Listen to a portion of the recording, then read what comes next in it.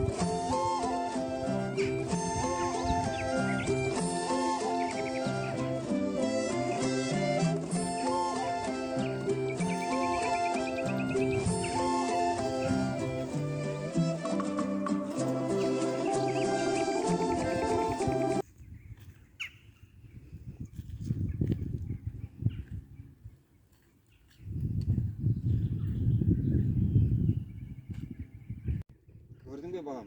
Тағаны бір рез көтеруге ерініп едің, шиені көтеруге 10 резен кейдің. Есіңде болсын балам.